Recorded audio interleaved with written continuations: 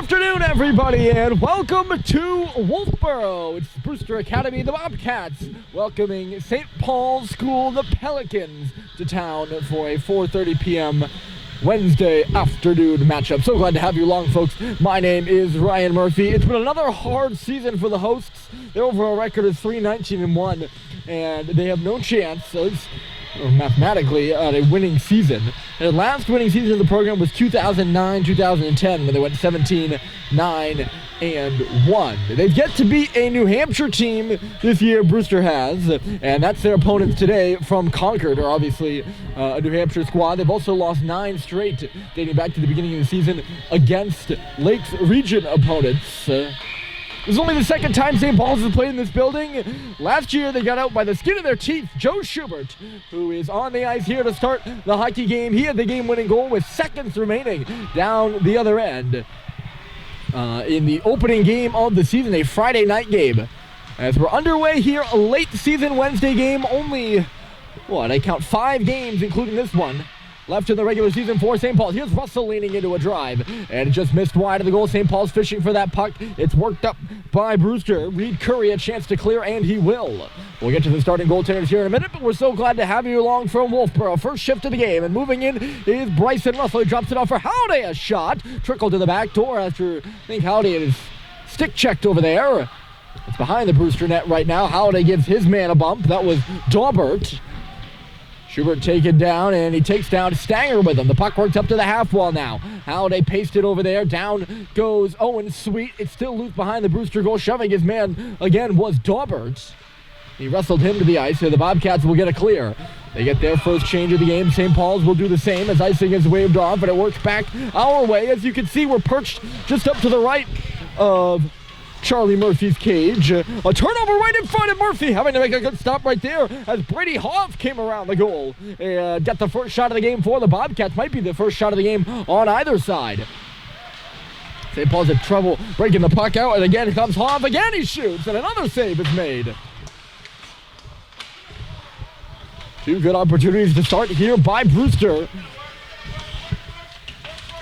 They've been on the wrong side of some lopsided scores this year. One thing they do is they do get pucks to the net. They got over 25 shots pretty consistently, which is, not something you usually see when you're on the wrong side of lopsided scores. Here's Cox up the left side, tipped in by Stadheim, so no icing on the play. In ambles Harrison Sweet to fish for the puck. The right wall, somewhat of a blind spot along this right wall here. Otherwise, not a bad position. Not our craziest broadcast spot of the year. If you've been with us all season, you'll remember the Exeter, I don't want to say Exeter affair. Here's Malcolm Bussey. He's on the ice for his first shift since the Joshua Weeks New Year's Invitational at Tabor. January 6th, he was injured in the game against Proctor. Here's Flint in a drive, and it's kicked away by Levecchi. He returns to the lineup this afternoon for the first time since then.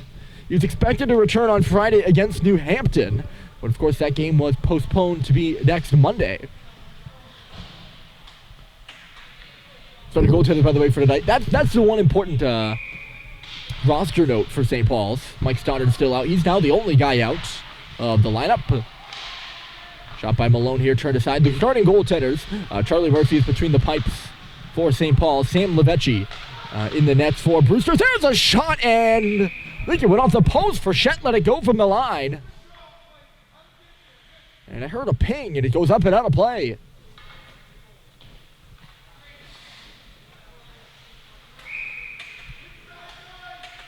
Face-off will be in the Brewster end. Yes, our broadcast spot. Last year, I mentioned the last year's game right off the bat. Last year, we were literally on the stairwell because they were doing the live stream from this spot we have here. Moving in there is Gitt, gets left off. The shot came through by Lynn. Rebound goes on behind the goal after Murphy making another save. Levine is wrestling his man, and Flinton takes down Gick over here in the corner. Gick is right back on his feet, moves it to Lynn now. Lynn to the face-off circle, cut off by Malone, and he'll start the breakout for St. Paul's. Moving with it now across the blue line is Flinton. Malone at the face-off circle, trying to tap it back in front. It goes around the cage. Instead, and Axel Keller will do his best to play it up the boards. He was met with some resistance there, and now the Bobcats will get it clear to center. But yeah, they were doing a live stream from this spot, and apparently they weren't able to do the live stream today. So that puck just out of the reach of Frechette. So we, luckily got inside where they typically do the live stream, so we have a little bit of a better view. Although being on the stairs was certainly interesting. I nearly got hit with a puck a few times. That was quite a wild game to begin with because I left my mic out.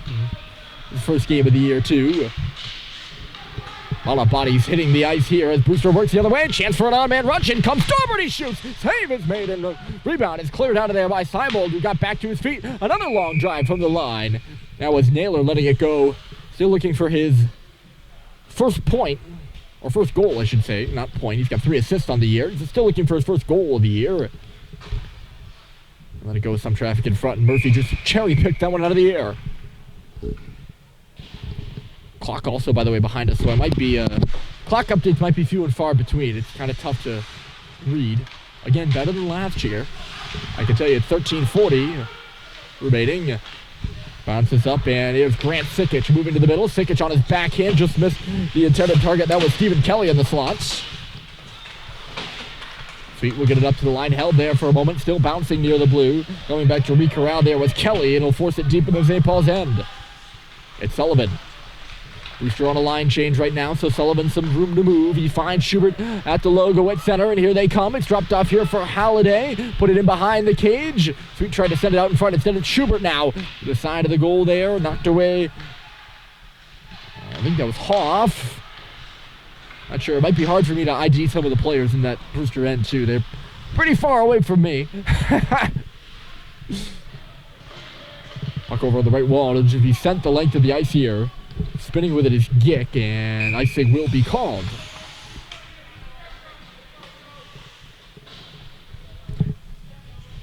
Brewster on home ice this season. They're 2-6-1. Well, they're in the midst of a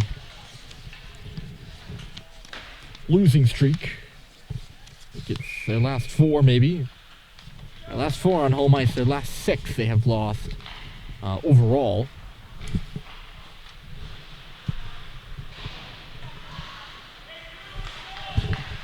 At center here, he's trying to drag it through. Going to the goal here is Dahlberg. It just trickled out of his reach. He would have been right in on Murphy. Gick takes the bump from Frechette. Stanheim on around, and here's Alex Levine. Chased down there by Hoff, who gives him a check. The shot comes in from the line. Stanger held it in, and threw one right to the front. Murphy forced to make another save. In Concord on that Friday night, I don't know if I mentioned, I probably should have, that these teams have already played once this year. They typically, or at least the last 2 years, the teams have opened on a Friday night.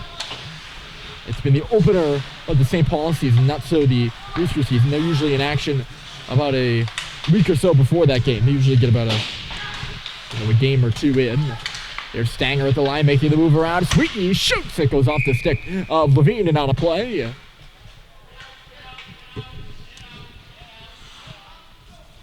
Brewster kind of looked the sharper team here in the first 6 minutes or so. But in that game in Concord earlier in the year, Friday, December 6th, it was Sam Levechi who saw the majority of the shots. He made 34 saves, I think. Yeah, 34 saves of St. Paul's 40 shots, and the Big Red won it 6-2. Behind a big second period, it was 1-1 after 1. Brewster got the first goal, and Owen Stadheim tied it up with only a few seconds left on the clock. Look out here as Flinton is coming down. He's got Bussey on his right. Flinton across. Bussey, and it just jumped over his stick. Now it's Flinton re-corralling with a puck in the corner. Tries to come up high. And ended up losing it there. Going the other way with it here is Stanger. Pete Stanger down the left side. He ripped it wide. It's going to go all the way back out here for Flinton. He sends it back to the middle, and Bryson Russell will lead the charge. Or sorry, that was Malone, rather, who got it to Russell. Russell was moving ahead with Flinton, but nothing really became of it. And back on it here is Frechette. Frechette for Hep. Brewster just finished a full line change as Hep lobs one in there. Levechi will turn it to the corner. Going in for checking there is Malone. It's Grady Pierce. Hit him. Malone goes down behind the goal, and I think a penalty upcoming here to Brewster. As Malone went down behind the net, and I'm assuming it was because of an illegal play on the part of the Bobcats. And that's why we're going to have a penalty. It's off to the box. It's Grady Pierce, the sophomore out of Dedham, Mass.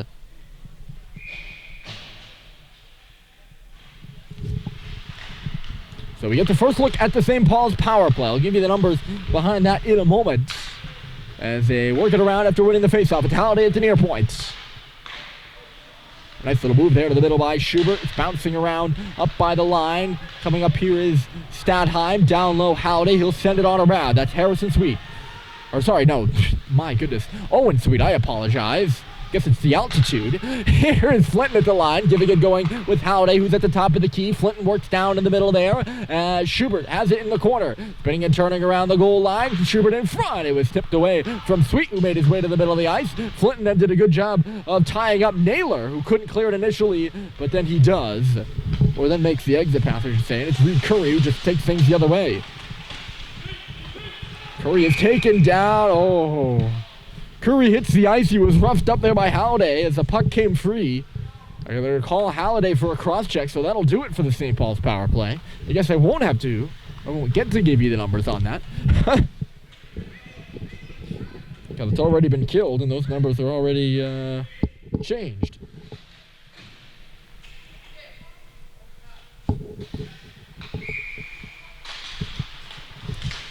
Oops, sorry, I forgot to move the camera there. If you know, I do double duty. They're going to say that puck came out, so Brewster unable to go retrieve it after Axel Keller put it in below the goal line. St. Paul's will use that to their advantage as they start ahead. 4-on-4 here for a little bit, sent to the front of the goal. And the pass from Russell couldn't connect with Charles Culver. 45 seconds of 4-on-4 action here before an abbreviated Brewster power play.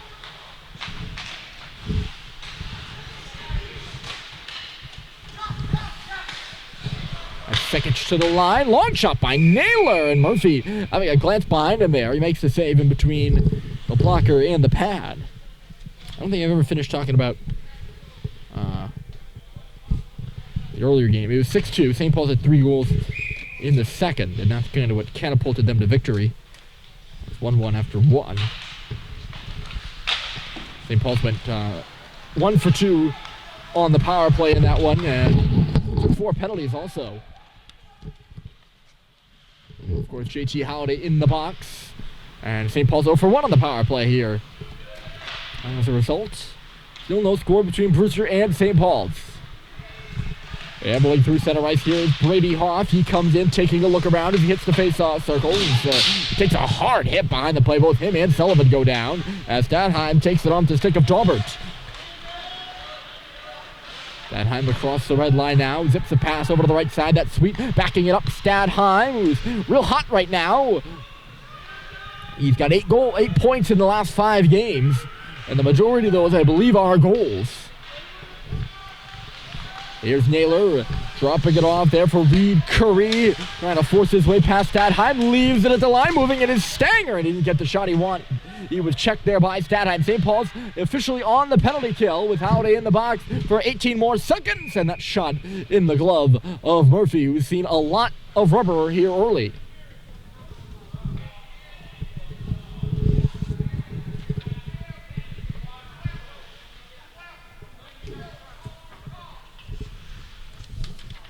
Trying to figure out what all that chatter was. One thing nice about we're right above ice level here, so we can hear pretty much everything that that goes on down there, at least verbally, which is rather nice. Here's a shot from the point, and Murphy making another save. That was Grady Pierce, who just stepped out of the box.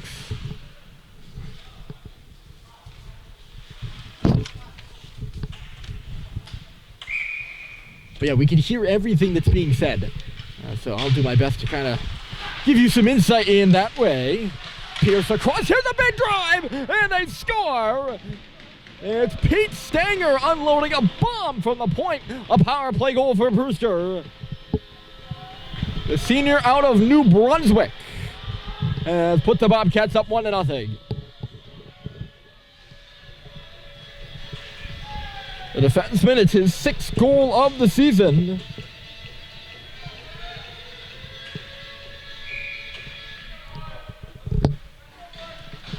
And St. Paul's finds himself in a hole, 1-0 on the road, or 0-1 if you're the Big Red. They got it to the guy they wanted to. That was a bomb by Stanger right from this nearest curling dot on the near side. Here's Russell, another shot from the line. The rebound's there, and unable to tuck it in behind Levechi, who is down and out. That was Seibold with a backhander in the crease. I think he just got a bad angle on the bouncing puck and tucked it wide to the far post there. St. Paul's looking for a response. That's the Frechette, Seibold, and Richard line out there right now. Russell coming in from the point. He dodges a check there. Tosses the backhander to the far corner. Ryan Gick going down, trying to check Russell over there.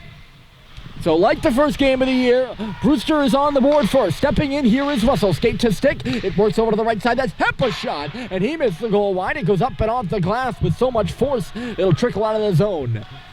Brewster scrambling for a change as here comes Colin Richard down the middle. Outside, that's Frechette drive. And he was just blocked aside. The other way, here comes Curry. Reed Curry. Oh, sorry, no, that's Daubert coming in. Look out here on the near side. That one is Curry. And a good glove save again by Murphy. He's been busy early. Interesting, he's made most of his saves on the glove side. And he also was beat there on the lone goal of this game. 7 minutes and 11 seconds on the clock. It's 1-0 the home squad. Brewster here at the Pop Whalen Arena in Wolfeboro. The home of these Bobcats, of course.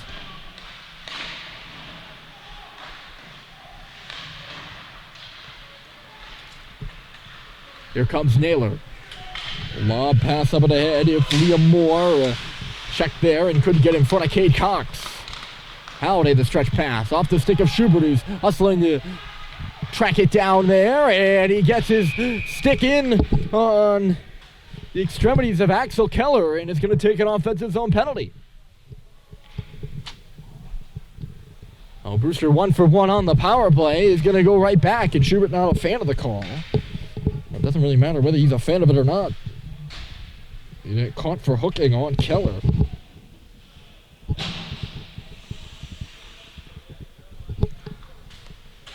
And Brewster's power play goes back to work. It was special teams that killed them in their last game last Wednesday against Proctor. It was a 3-1 loss, and they gave up 3 power play goals. All the goals in the game, 2 of them were 5-on-4. 1 was a 5-on-3, and that was the difference maker. Here in this one, the difference maker is a power play goal for the Bobcats. On the right side, moving here is Luke Lynn. He makes the zone entry, going to go around the goal. Lynn up above the goal line to the line. It's Hoff taking a look, back down low there. Sikic is taking it into the glass, still up on his feet though. Hoff again at the left point, watched by Bussey. It goes off the leg of Bussey there. Hoff reverses up high, it's Murphy. Out wide now, Lynn to the front, and unable to get a shot off there was Gick in the middle. It was all tied up, and it's cleared all the way down.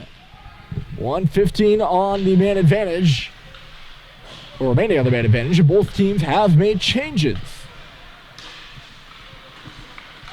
Naylor coming into the zone. Reverse it as he hits the blue line. Daubert. Up high is Gick. He shoots through traffic, and that one into the breadbasket for Charlie Murphy. I'd be interested to see how many shots he's had. Most of them have come through clean. He's seen a lot of the pucks early. That's, I think, the thing. Brewster, with the exception of being their goal, they haven't really taken the eyes away of Murphy. Murphy's eyes away, I should say. Here's Hep, a chance to clear. He just barely lifts that one outside the line. Gives chase and nearly knocked it away from Pierce. Daubert now, look out, left side. A drive came through here by Moore, who came down to the bottom of the faceoff circle with a bit of space. Moore now along the goal line. Knocked away from him. It's on the back of the net right now. They'll play it, and it's played up and over the glass. Hep and Russell, they were both whacking at that puck. One thing about lineup notes, I think I addressed that Mike Stoddard out for St. Paul's. Also want to line up some of the bigger characters on this Brewster team. Riley McCauley, Dom Calandra, and Max Eckstein. Knocked out hard there with Pearson. Look out. Here goes Sweet. He's in a one-on-one with Naylor. Sweet dropping it off, and he was waiting for help. And instead, the other way, here come the Bobcats at the 3-on-1. Leaning down is Daubert, and he missed the goal wide. And it's going to go all the way back out to center, and it could start Sweet away again, but he throws a blind pass to the middle that was picked off by Curry. Sweet was overcomplicating that one. He had Drew Naylor in a one-on-one and was just waiting for help. Naylor had been out there the entire power play, so he's probably tired. That power play, by the way, over. There's Halliday, a shot. That's one of the things where, I might be more aware of the fact that Drew Naylor's been on the ice for so long than Owen. Simply because I'm sitting here in the booth and he is out there playing the game. Brewster 1 for 2 on the power play. And with 4 minutes left to go, they still hold that 1-0 lead. It's Cox trying to settle the bouncing puck. He cannot. So it was Reed Demain giving chase on him. So Brewster, they're already one of the smaller teams on the St. Paul schedule. But they are short-staffed here this afternoon. Murphy going to cover this one up. And get a whistle. But they're already one of the more short-staffed teams, and those 3 guys out make it so that we're going to see a lot of the same jersey numbers here out of the Bobcats throughout this hockey game. We'll see how that kind of plays into,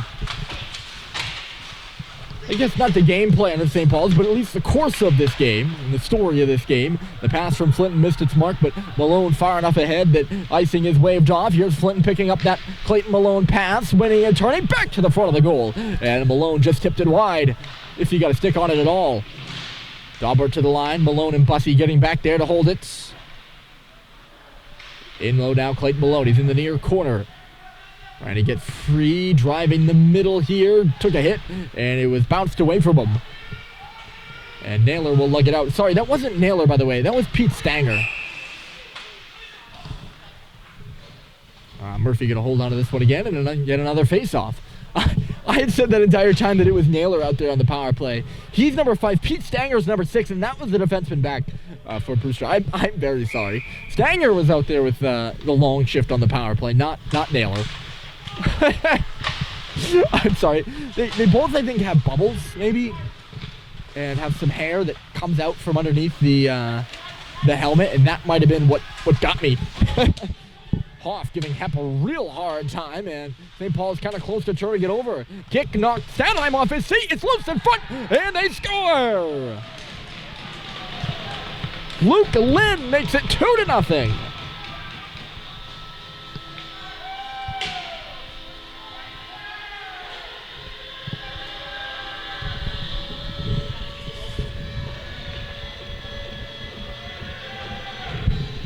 A late goal from the Bobcats with 2:47 on the clock here in the first. And I don't think I'm surprising anyone by saying that is some extreme puck mismanagement by St. Paul's in their own defensive end. And the Bobcats just outworked the Big Red below their own goal line. Not even in the offensive zone, St. Paul's offensive zone, but in their own defensive zone. And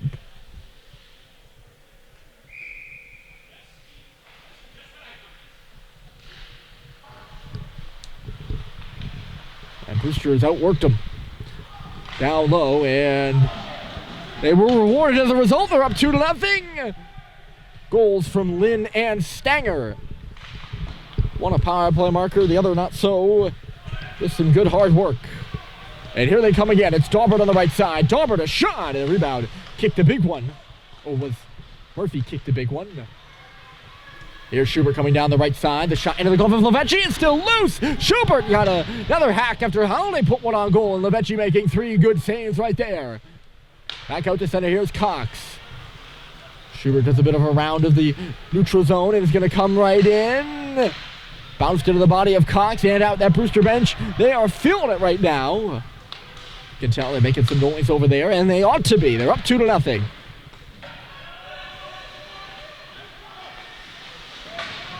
And again, I mentioned a short staff the Bobcats are, so this lead, oh, that's a terrible call.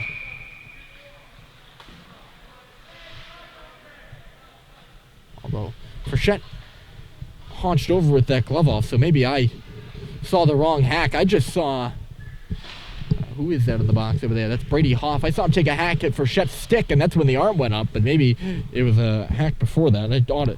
I ought not jump to conclusions. But he's going to go to the box, and St. Paul's to the power play. They're 0 for 1.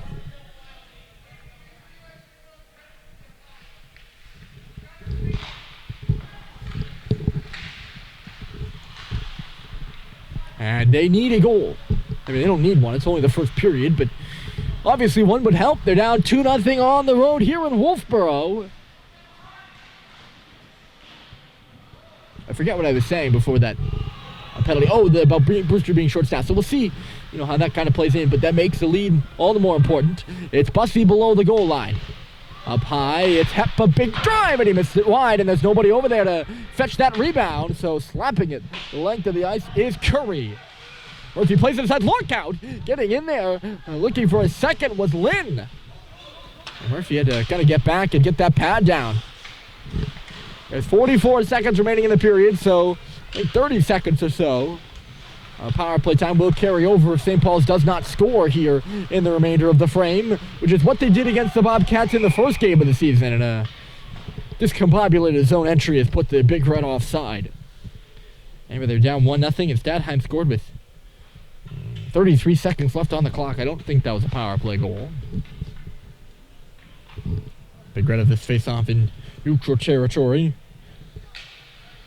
Coming into the game, the power play was working at 15.4%. Obviously a little less than that because they're 0 for 1 in the hockey game. Pass out of the reach there of Stadheim, and Brewster takes advantage and sends it down.